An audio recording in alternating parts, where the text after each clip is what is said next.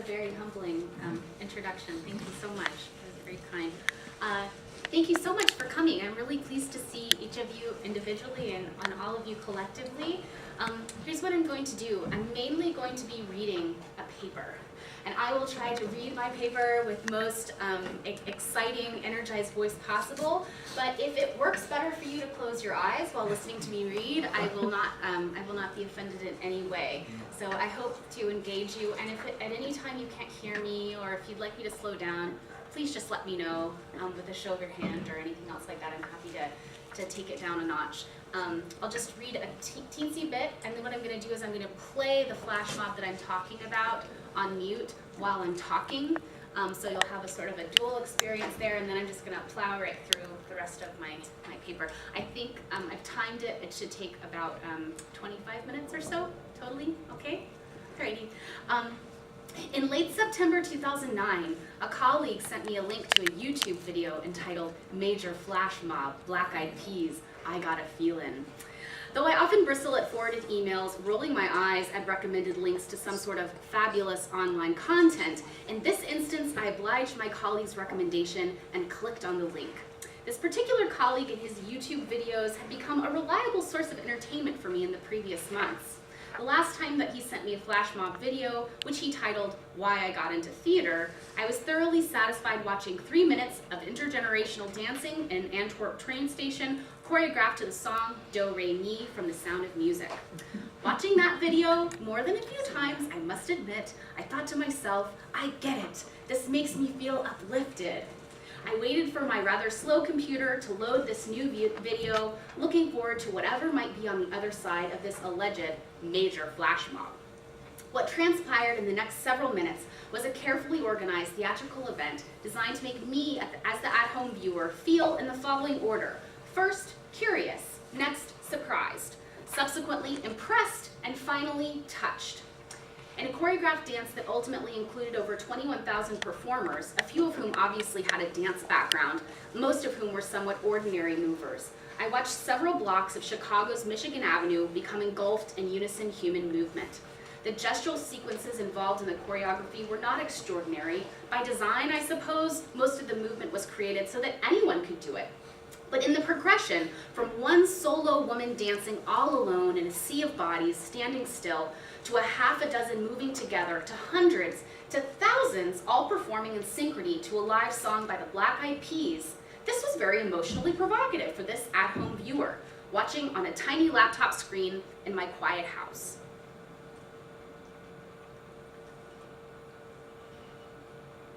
The screen starts black with white text that reads, I got a feelin', a phrase that travels towards the viewer for 5 seconds then disappears. A simple melodic sequence is established on a keyboard and repeats as the black screen is replaced by an aerial view looking down on a cityscape. More white text informs of our specific location, Michigan Avenue, Chicago, Illinois, USA, September 8th, 2009. The camera takes us down into the city on a slow flight towards street level, sweeping in from the rear of a standing audience of large, but as of yet unknown proportion. Make some noise, Chicago, a voice commands. The audience screams and the voice joins the repeated melody on the keyboard with, oh, oh, oh. Now we are on a stage that is set up in front of the standing audience. There's a close-up on a young African-American performer named will.i.am who sings, I got a feelin' that today's gonna be a good day, and so on. The camera pans out and we see all 4 members of the pop music group, the Black Eyed Peas, and just the heads of some of the many audience members who watch the group sing. Out of this monolith of the crowd, a specific jumping woman is identified. She leaps in time with the music, her hands enthusiastically raised above her head, her long dark hair cascading and dancing about her shoulders as she jumps. In several measures, she's joined by 5 others who stand immediately around her, and they all begin to perform a kind of rocking horse-looking movement sequence. By the end of the next verse of the song, 2.5 times as many people are dancing in unison. At this point, we see Oprah Winfrey for the first time standing stage right of the Black Eyed Peas, her arm extended in front of her with her smartphone in her hand, recording what she is seeing transpiring in the audience, bouncing up and down in place, her other arm raised in a celebratory pose, her mouth agape. She is enjoying what she is seeing. As the third verse of the song is performed by female star Fergie, upwards of 500 people are now dancing in time all together. The cameras capture various angles, both close-up and landscape shots of the action. Again, we turn to Oprah with her arm and phone still extended to capture the action of the crowd, waving her microphone in the air with exuberance. Just when we have been sufficiently impressed by the growing snowball of dance, the camera pans out, and for the first time we're able to see now that many thousands are all dancing together. A left arm extension turns into a prayer pose. The bodies gather down low on the ground, pulsing all together and growing in size and height as if one body. In the final moments of the feat, all of the flash mobbers are jumping in place, all in time with each other and the movement. The crowd splits in two, leaning right and left, and the event ends with each dancer lifting their left arms up with a single finger extended. Oprah is astonished, remarking, "How did you all do that?" I too was astonished, though for different reasons. It didn't surprise or impress me that the producers of the Oprah Winfrey Show, with their myriad resources, could gather 21,000 people, teach them some simple dance movements, and then employ an expert camera crew and post-production team to make a video like the one I just watched. So how did you all do that was not my question. Instead, I wondered why I felt the way I did, why I felt moved, touched by this obviously promotional, completely commercial product. I was so touched, I was crying. My question was this: why do I have this feeling?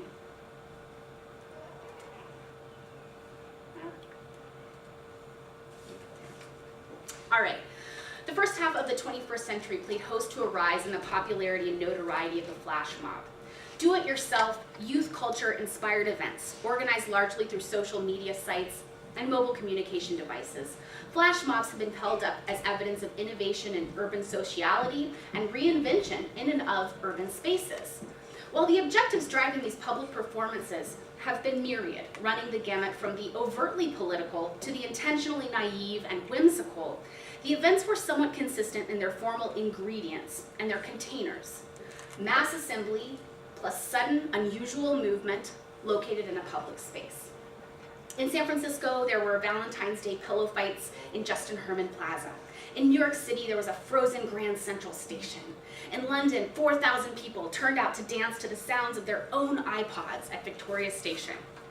In this sense, the do-it-yourself flash mob as a form can be understood as a game space, wherein organizers mobilize the technologies of mass assembly and sudden unusual movement in various public spaces in order to effect a series of surprises.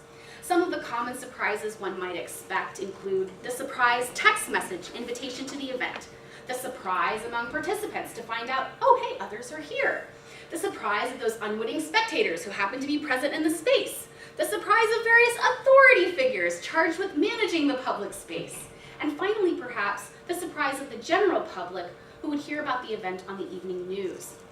Understanding flash mobs as game spaces, characterized by their offering of an opportunity to experiment with rules, emotions, and social roles, sheds light on the extent to which participant gamers are invited to take up or take on various levels of character and various amounts of acting as part of the flash mob game. Predictably, by the end of the decade, so we're talking like 2008, 2009, 2010, the flash mob form was adopted for commercial purposes. It's a good idea. Accordingly, as the flash mob's function migrated from the perceived project of reclamation and renegotiation of public space towards an explicit product and marketing orientation, commercial flash mob producers have endeavored to create within their spectacles an as-if effect of spontaneity. In expensive and highly staged productions in cities like London, Antwerp, New York, Chicago, expert artists have teamed with both professional and amateur dancers to choreograph hundreds, or in some instances thousands of people to quote-unquote spontaneously burst into a unison dance carried out synchronously for several minutes in a public space.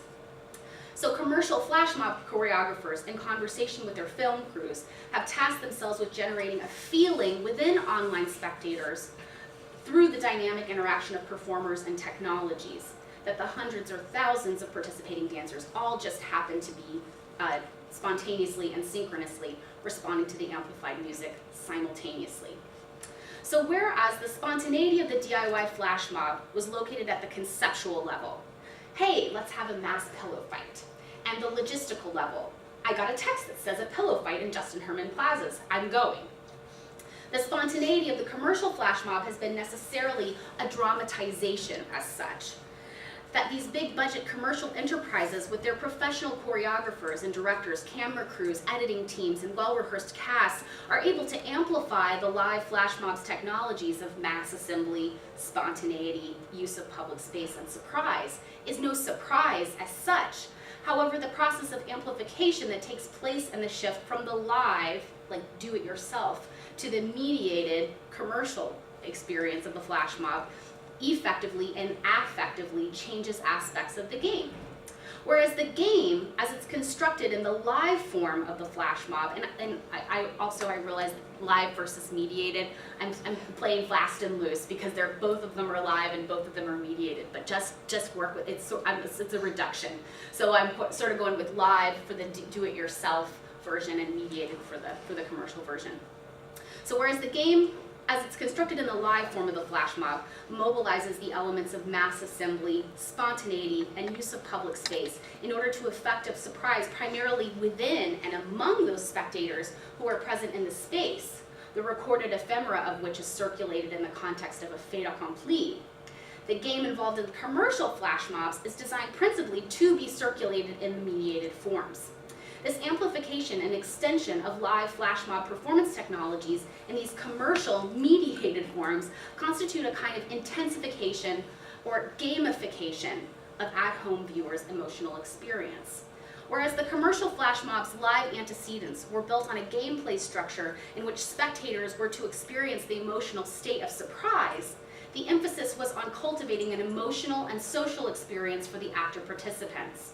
However, in the commercial flash mob, the emphasis is on cultivating an emotional and social experience for the spectators who consume commercial flash mob recordings and ephemera online in the days, weeks, and months after the live event is over. Commercial flash mobs are thus designed to render a gamification of emotional experience for at-home viewers. In some instances, at-home viewers don't know that what they're witnessing is a commercial flash mob, as opposed to a DIY flash mob, until well after they've seen the video numerous times. When, for instance, my friend sent me the now well-known Do Re Mi flash mob, created as a commercial to advertise auditions for The Sound of Music, neither of us knew that what we were watching was a commercial.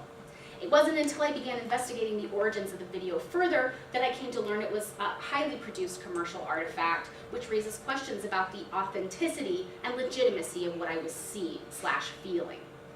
If viewers have come to understand how to read DIY flash mobs as a product of spontaneous, viral communications among groups of people without commercially enhanced connections, then the appreciation of the event, its aesthetic appeal, its scale, its innovations, exist in relation to the seeming impossibility of mounting such a spectacle without the resources of a multinational corporation. Once a viewer is aware that, for instance, the Do Re Mi flash mob was created by a Belgian television station, the feeling of wonder and inspiration associated with the seeming impossibility of the feat is diminished. The DIY-commercial dichotomy produces a particular type of tension for viewers and for scholars. If Do Re Mi and Oprah Feelin are nothing more than commercials, then do they belong to the conversations that currently attend to, or at least reference, the DIY flash mobs? Conversations often concerned with defining phrases like social practice art and post-dramatic theater in relation to the politics of participation. Shannon Jackson explains, like the term performance, the term social practice is resolutely imprecise.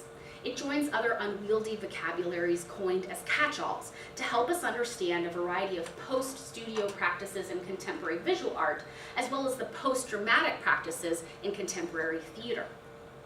The stakes of social practice and post-dramatic are political in the sense that these words imply, among other things, a particular kind of avant-garde stance towards an audience.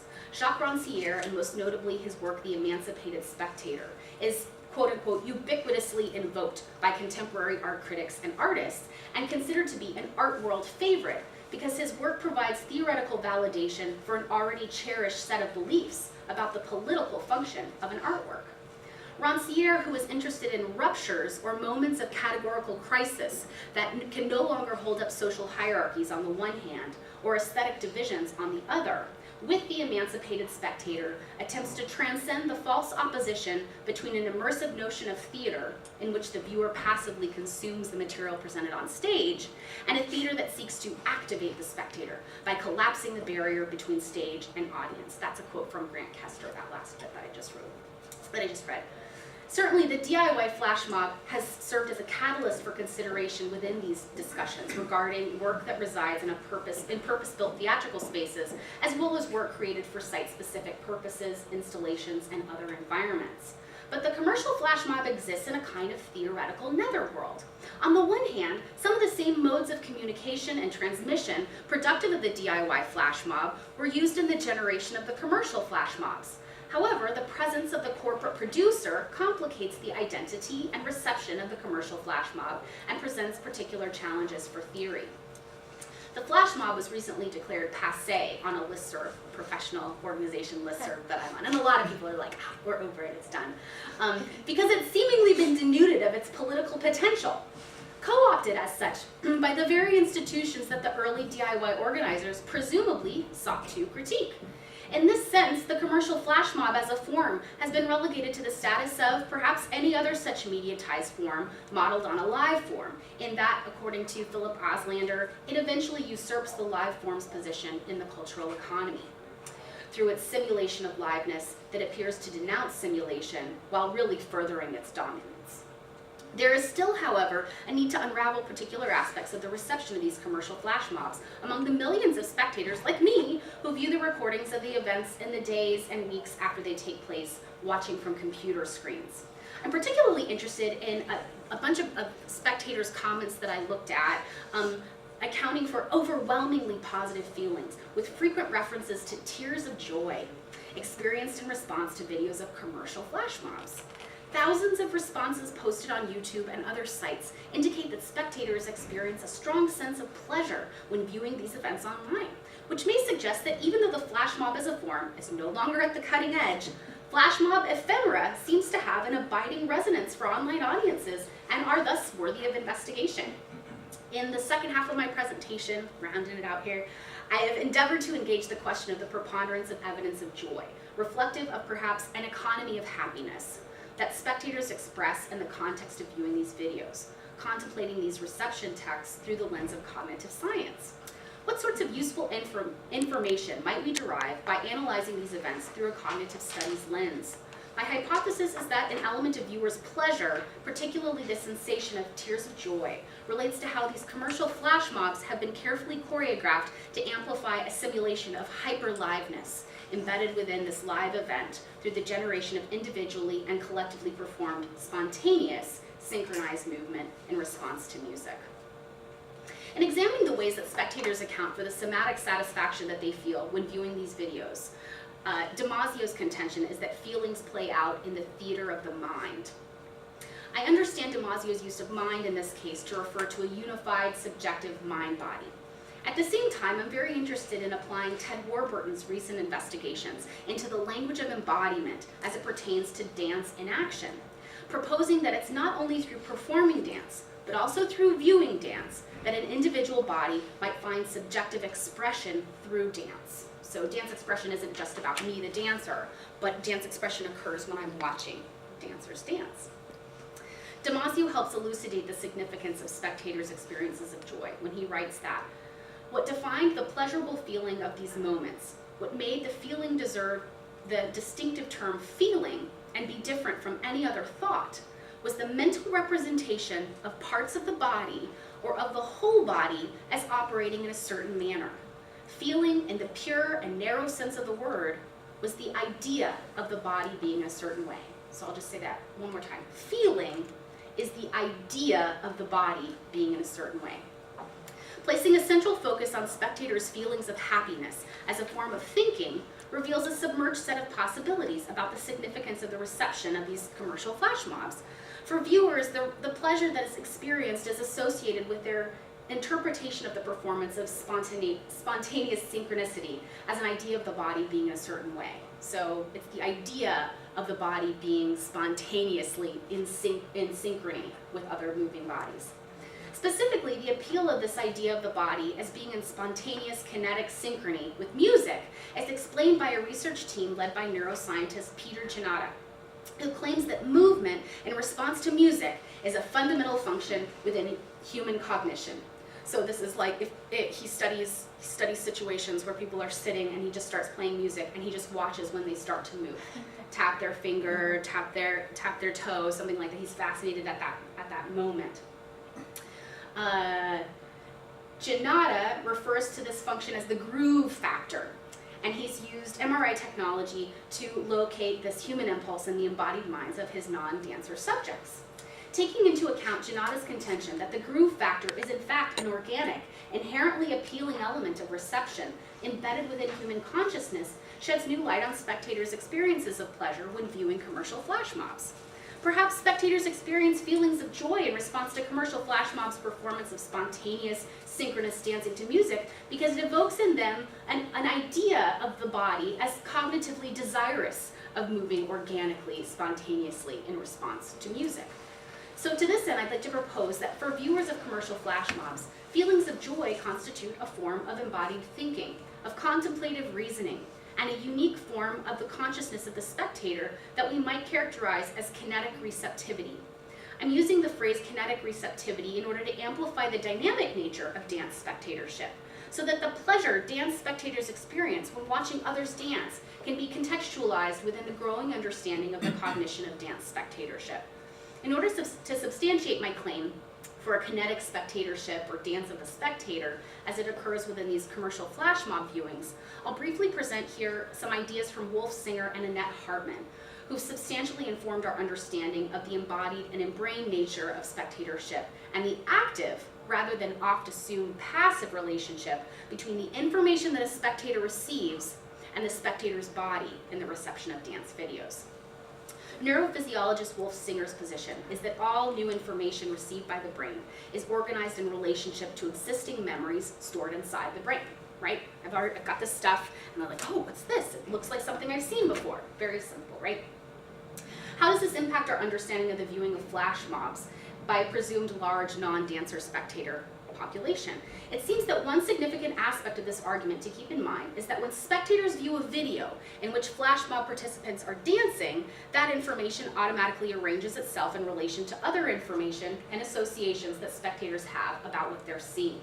The brain's inclination is to first arrange this new information within existing patterns in the brain of the spectator, and then should gaps exist between those patterns already in place and the new information, the brain will create connections or constructs that effectively tether or bridge the new information to existing information.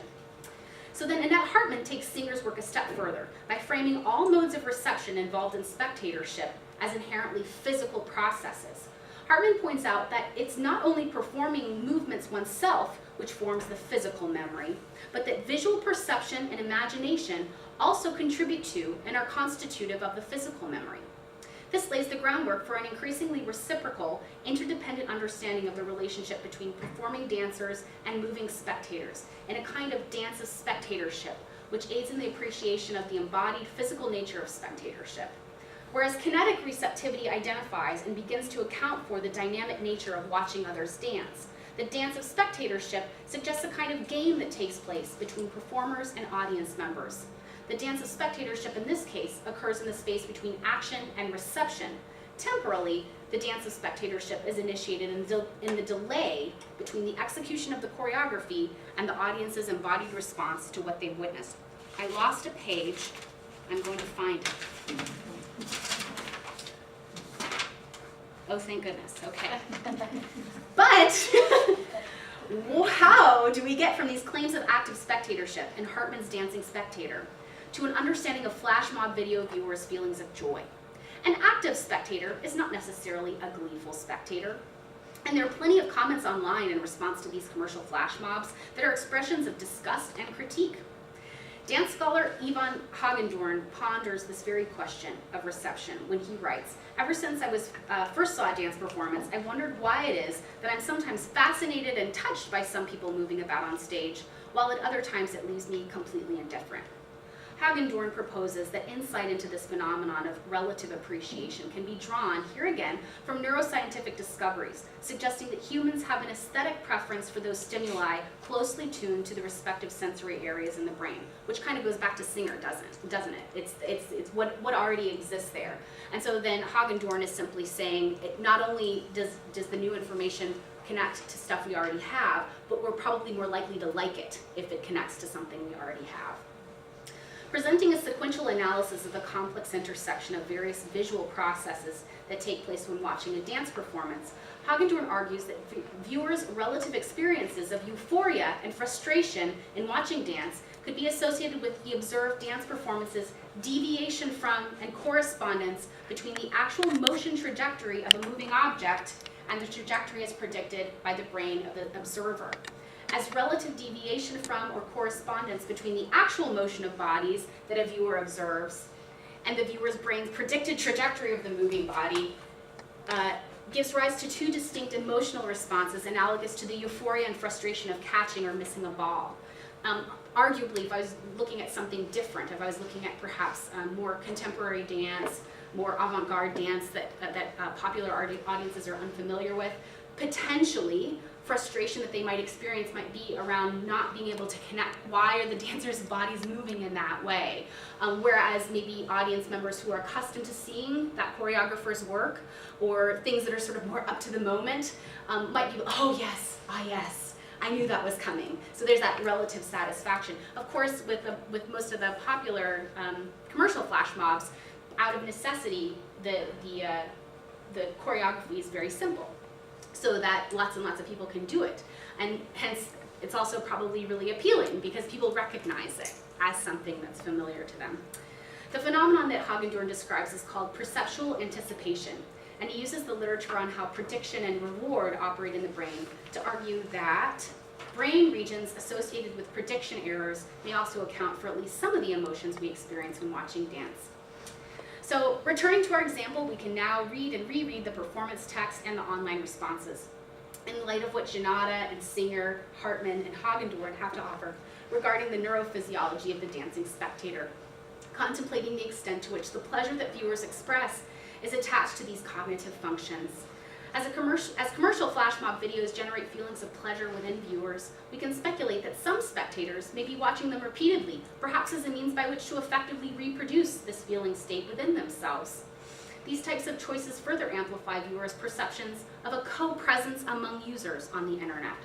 Further, as some of these commercial flash mob videos have been viewed millions of times on YouTube, by extension, these choices help to reify an experience of the quote-unquote techno-transformation of the dancing body, through which somatic experiences expand into a new realm of techno-presence.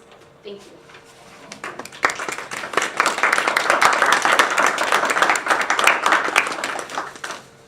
Well, we have time for questions, responses.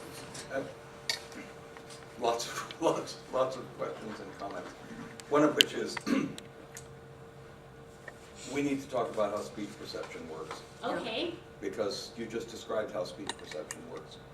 And I have a paper I will send you. Great. But that's for future stuff. There's a couple of other genres of these flash mobs, of these popularized flash mobs, that are the ones Margaret and I first experienced, and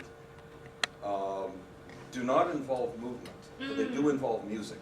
Yeah.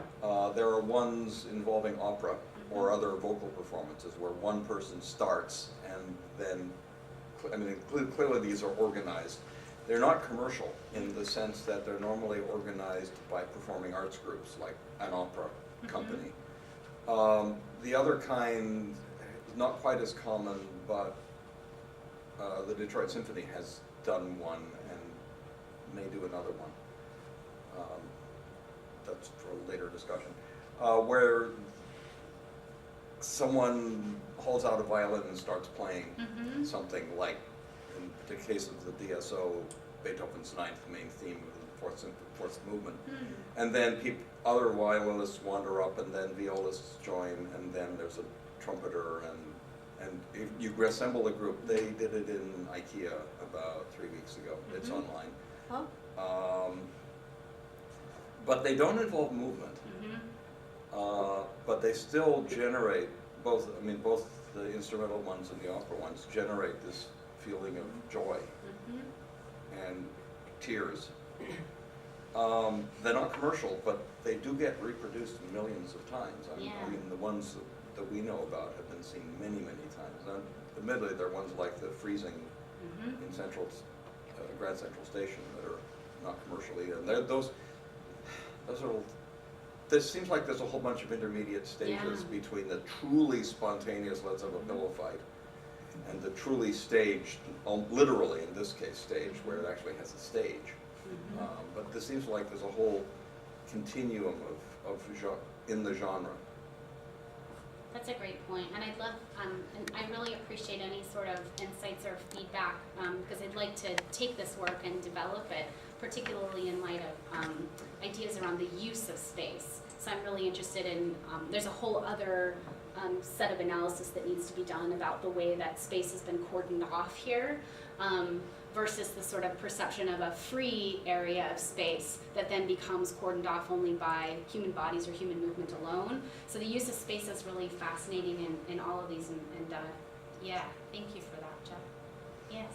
How does game theory fit into this? I guess the only thing that I had to offer along those lines was my early conversation about the gamification of emotional experience, or the dramatization of the emotional experience. That's what I got. You got anything else? Well, this is my first, as a public person, I guess I come from a traditional photographer background and a visual sense, so this is how I'm reacting to. Yeah, no, it's great. It's great because I think that's somewhere else to go. I think that's developing it more. I think I had this idea like, ooh, it's the gamification of emotional experience. So that got in a paper, and it now needs to be taken further. Yeah. Yeah. I kind of wonder, as I heard you talk, it seems like so many institutions in society are kind of like morphizing and changing and dissolving, and it seems to me that this is an attempt there's a need for community. And I think one of the things I immediately sense is all the discussion, if you mentioned was, we experienced this, it seems that there's a need for community throughout all of this. And it seems to me the need is really a social need, a need that the way I see it is it's a social need to communicate, and it's a desire to reach out. And it seems to me because social institutions seem to me to be dissolving, political, social, religious, all these. And so media is one way of sort of getting it back, getting the sense of community back, or recreating it somehow. Yeah, I think that's a really good point, and certainly, of the hundreds and thousands of people that watch this, especially the people that are moved to comment on it, many of them are coming from that very perspective. And I think arguably they seek out this kind of content as a way to reinforce a sense of that co-presence among users. So Jerry and I don't know each other, we've never met, we've never seen each other, but I'm putting a comment up, and then Jerry posts a response, and we both are having a shared experience of watching this content, and often our emotions match each other, which I think will go back to something interesting. I'd love to read your article, because as you said, the speech perception, and then the way that speech perception translates into the online environment is really, really interesting. I've got a related question, but it starts with a flashback. There was a really successful commercial from Coca-Cola in the late 60s, early 70s, I think, executed by a group of people called the Hilltop Singers. And they would sing this song, I want to buy the world a Coke, I want to teach the world to sing in perfect harmony. And we didn't have the technology to share YouTube videos, but it achieved a really weird kind of populist success, completely external to the overt commercial purpose of the thing, which was to persuade you to buy a can of Coke. But it took place on a hilltop. That's what made me interested in the comparisons here. And I'm relying on you to be my flash mob expert. it seems interesting that, as you were saying, all of these flash mobs take place in cities. You know, at a point, Yes. the Coke commercial took place on this hilltop, someplace in this green world, who knows where that was. But that took place at just about the time when the majority of Americans were no longer living in cities, when we became suburban. And I thought, it's kind of interesting that flash mobs don't converge peoples in forests, seashores, or at least in my knowledge they don't. They converge people in these urban spaces, and they're sort of doing this dance of joy in the city. And I feel the same way. You know, the sort of tearful joy you just got. Look at all those people in the city dancing. Oh, that's great. Right. Even though it's saturated with commercial intention. Yes. So I'm just wondering if the fact that these things take place in the city is essential to the dance that's going on. It's a huge part. It's a huge part. So it's not just the, I'm not only just interested in the way that space is utilized or managed, or the politics of the public spaces themselves, but the fact that they are urban spaces. And so this, you know, here this is the Magnificent Mile, this pardon?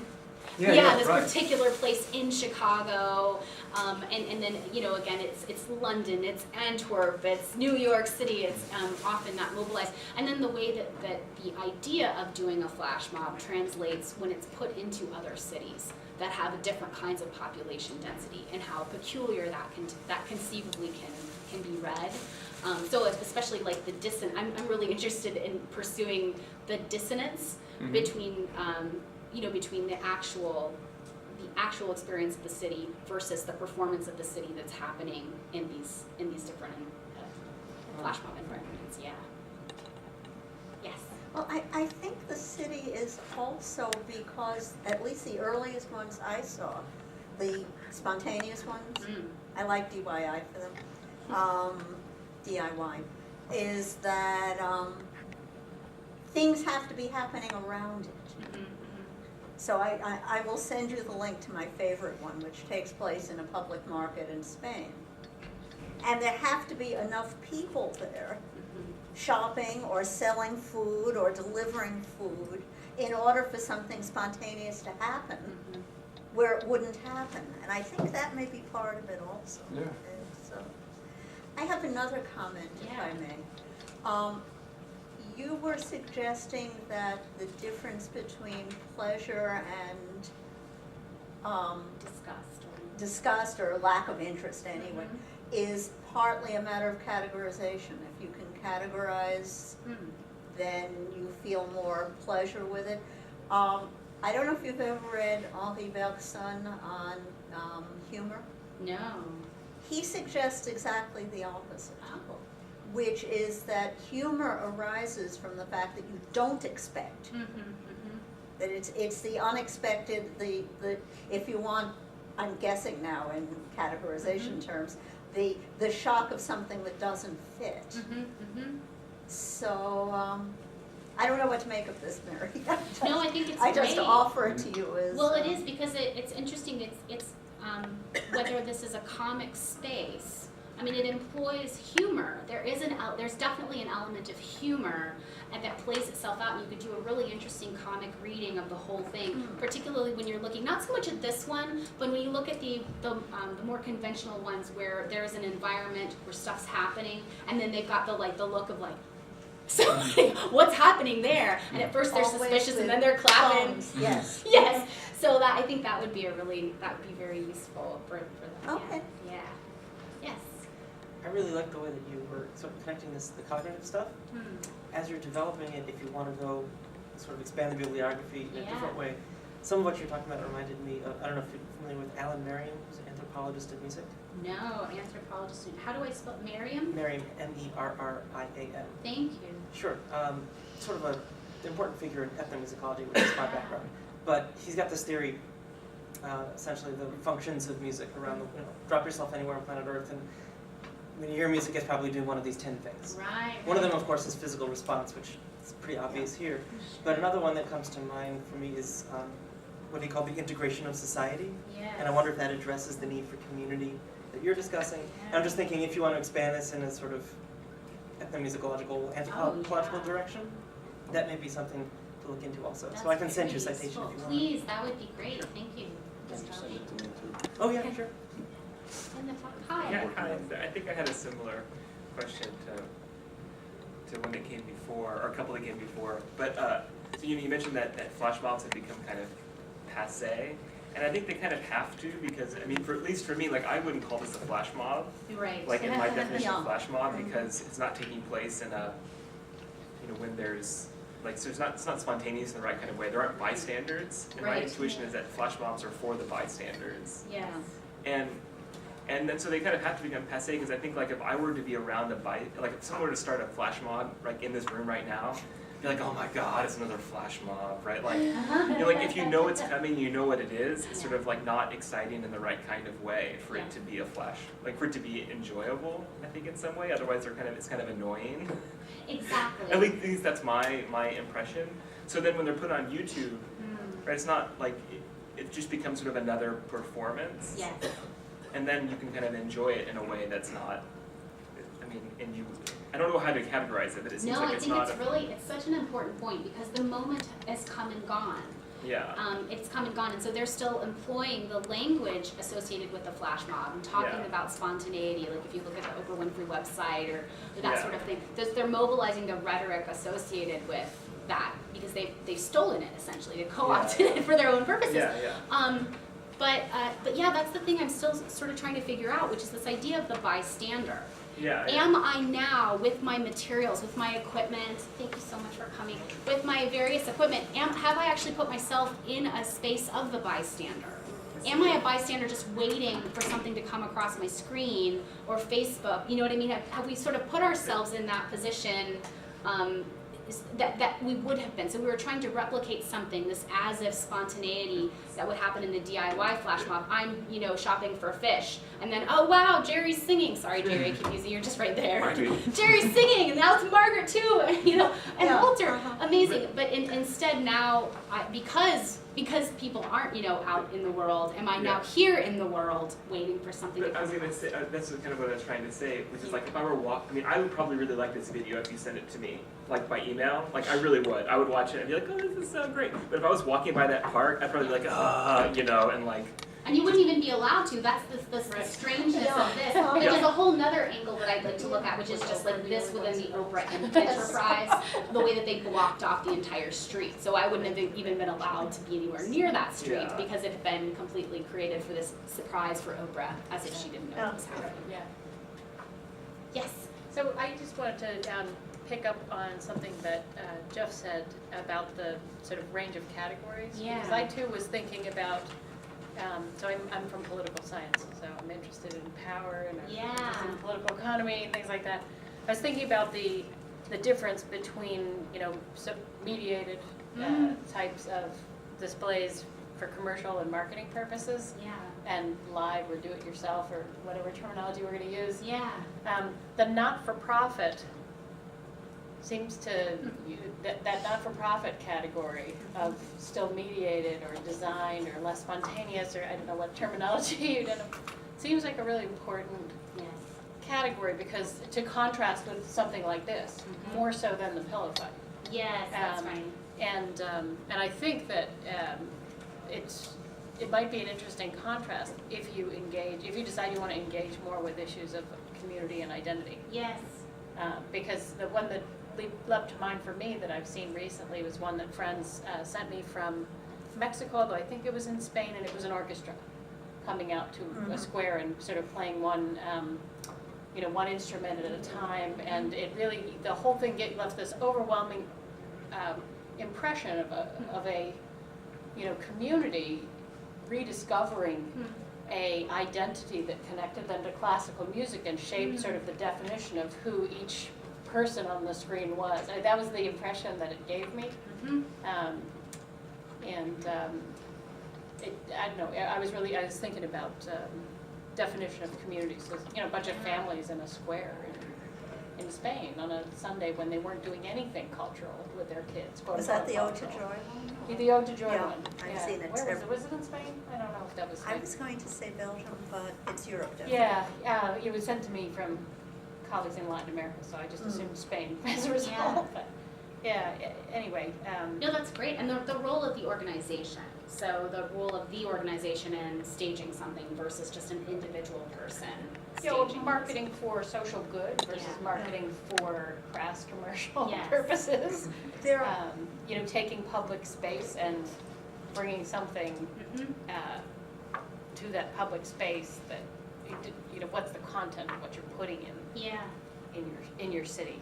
What are you Right. saying about your city when you have that in your space? yeah, great, that's helpful, thank you. there's, well, that made me think of something else, I guess both these comments did, which is that I mentioned to you before you began that my favorite one is one of the early ones from Valencia. Mm. And it's the one that you sort of described to, with Jerry singing, having pretended to be a fishmonger. They bring the spectators into it. Mm. Before the end of the video, the performers have pulled people in to waltz with them Mhm. and are handing out glasses of champagne. Hmm. So it starts blurring the lines in another way. Mm. Great point.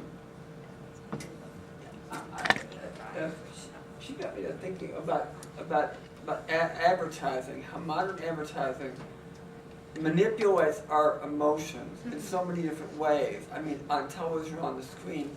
And I kind of wonder, as thinking about this, is that we're so used to being manipulated that maybe we sort of fall into it so easily, that we're sort of trained, that Western culture may be training us and sort of manipulating our emotions so easily now that we can do it with a simple visual reference.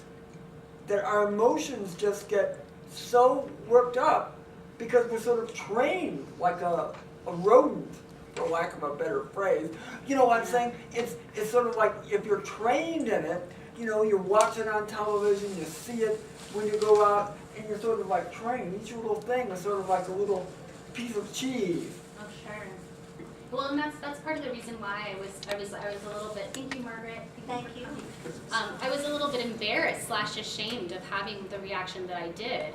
In fact, I you know, my initial reaction to my own tears of joy, and had to share it with students. And I tell you, it's interesting too, the space in which you watch this. I've showed students when we were watching, it's only like 15 of us, and we're watching in a tiny little classroom, and I promise you they were all crying. And then I've shown it also in a really big kind of lecture hall, and really hardly anybody was getting moved. So some of it has to do, I think, with the scale of it and what they assume, what kind of screen we're watching on and what sort of environment we're watching on. But I think, yeah, and then do we train ourselves more and more when we send things to each other? You know what I mean? So like the controversy over the current Coke commercial, so interesting would be to go back and forth between that Coke commercial that you're talking about and the most recent Super Bowl Coke commercial, and how it makes people feel, you know, and how they've been trained to respond in various ways, different kinds of training to respond to commercial material. John? I was just, one other aspect of flash mobs that just kind of came up in my mind was also the kind of criminal version. Where Yes, it's right. not always joyful if you have 80 people who decide to descend on a convenience store. Yes. You know, and that there's that kind of element of, you know, has the flash mob gotten so cliche that now it's become a tool of, you know, criminal use also. It's kind of Exactly. I interesting. believe it was the summer after this came out. This came out September of '09, and I think it was like the summer of 2010 that there was this outbreak of criminal flash mob activity, and whether or not we can even call that a flash mob. What is a flash mob anymore? It's like a performative crime, or you know, I mean, it's Right. not choreographed in that kind of sense. But all of this, yes, all of this needs to be sort of, all of it comes to bear on reading any particular one. But I'm also really interested in what you're talking about who is participating in it, because I think that sometimes when I see a flash mob video, I love to see the video because I know what's going to happen. I know people are going to be kind of confused, and it's kind of fun watching them kind of being confused. Yes. With it. But if I were in the flash mob, I would kind of be, oh, what am I supposed to do? Right. So like there's a kind of panic, you know, Yeah. of am I supposed to participate, or is this not for me to participate in? I think that's a very Exactly. interesting participant panic attack kind of moment. Right, and the voyeurism that goes along with me watching the aftermath of someone having that experience and then being roped in, and actually it's okay because there's champagne or, it's a very interesting, the political dimensions of that too. I think we might be close to. Where can we find that document that you're reading off of here? Is it on the internet or? Oh, I'd be delighted to send you anything. Is there a contact in terms of the Yeah. theoretical? You said singer? Did you? Oh, Get one theoretical person? That's one of them, yeah, but I'd be happy to send you all my bibliography and I'd be happy to send you my paper. If you want to just give me your email, I'll send it to Well, I you. think I need to get exposed first to flash mob. I had different concepts in that as you were talking, you know. Yeah. Since no doubt, as we talk, since we're talking in a cognitive sense here, Mm-hmm. there's a lot of what you're talking about is what could go under the heading of representation. Yes. And there's a lot of representation, because I would have used the term as a photographer, I would prefer instead of bystander, onlooker. Yes, right. Yeah, those are two different ways of, it's the bystander versus the onlooker. And those are also, by versus on, interesting spatial Right, references. so I need to get exposed to flash mob, because I'm dealing with it on a social science conceptual level, rather than on a visual, photographic, which is, I see as my more core base for viewing society. Mhm. Thank you so much for coming out, guys. It's so great to see you all.